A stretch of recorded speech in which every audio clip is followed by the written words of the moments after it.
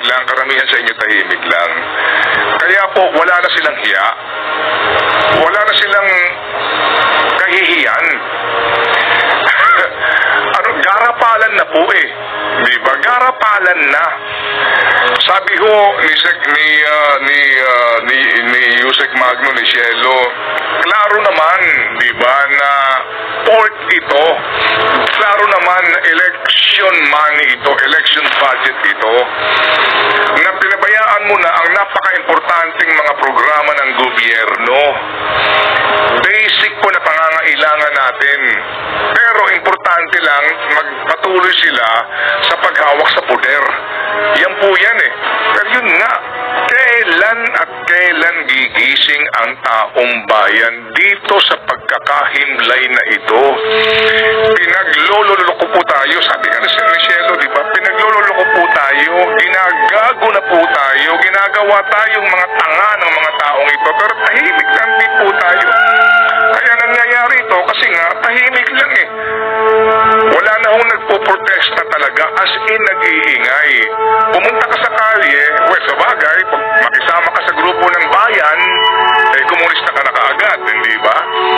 Magprotesta ka, eh agad ka nang dudumugin ng kanilang mga trolls. Pero ganun na ba talaga ngayon? Hayaan na lang natin sila sa pandarambong na ginagawa nila. Panluloko po sa atin. Ang sarap pag-usapan itong isyong ito. Kung maaari nga lang po, hanggang bukas tayo dito, Ria. Pero manong Ted, yung kapangyarihan na pumili. Diba, nasa atin pa rin eh, no? So, sabi nga ni Professor Cielo Magno, sa May 12, please lang. Nasa atin pa rin kapangyarihan ang pagpili. Okay naman, dahil ikaw, ako, o sila dito, pero paano yung naandong Pilipino na butante na pumipila sa akap? Di ba? Paano yung butante doon na walang kaalam-alam kung hindi maghanap buhay at maghanap po ng ipanlalaman sa sigmura? Yung hindi niya alam ang isyong pambayan. Ang dami yung ganun eh. Mga kapatid, niloloko ng mga mandarambong na ito, lalo na yung pagkarami-rami po ng billboard, niloloko ng totoong mga mandarambong na ito at nagsasamantalahan yung kamangmangan na tangahan ng marami po sa ating mga kababayan. With all due respect, pinagsasamantalahan nila yung kahirapan, kamangmangan ng mga tao. Opo. Kaya ngayon, asahan na naman po natin nga, di ba, despite itong mga panawagan na ito, pumili ng tama, di ba? Ganun pa rin po pipiliin nila. Sila pa rin po. Kasi nga, bulag sa katotohanan. At again, kaya tayo hindi umuunlad sa bayan na ito dahil po sa pinipili na mas nakararami sa atin ang hindi dapat nanunungkulan sa gobyerno. And that is the sad reality. Hindi ko alam kung sa lifetime namin, sa aking pong mga kahenerasyon, kung makakita ko tayo ng pagbabago. Hindi ko na alam sa inyo, Ria, sa panahon ninyo. Sana. Nakakapagod na, Manong Ted. Na yung mga paghihirap, hamon na naririnig namin mula sa mas nakatatanda, eh yun pa rin yung dinaranas namin. Parang hindi nagbabago, no? Wala talagang pagbabago kasi nga sila pa din. At kung maaari nga, sabi ko, ang sarap ng isa-isahin itong mga to. Saan kaya kinukuha yung pondo? Pang billboard, pang commercial, walang pang eleksyon, walang pang kampanya. Diba? Nako, Diyos ko po, Panginoon. Tandaan po natin na ngayon sa mga panahong ito, huwag natin pag-usapan ng plataforma. Ang unang tanong, ano ba ang negosyo ninyo? Ano ba ang interest ninyo? Opo, sa paglilingkod daw sa gobyerno.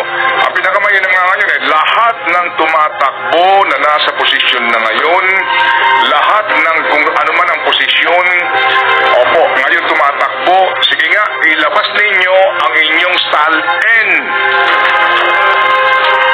Labas nyo lahat ang statement of assets ninyo.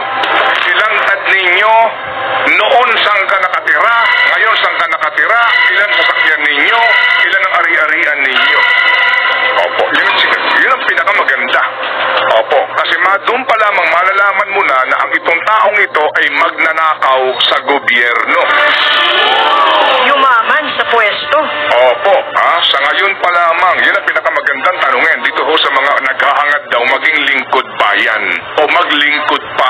bayan. Labas ninyo lahat ng saldi nyo. Kaso lang, wala ko namang ding, di ba, nagtatanong ng ganon.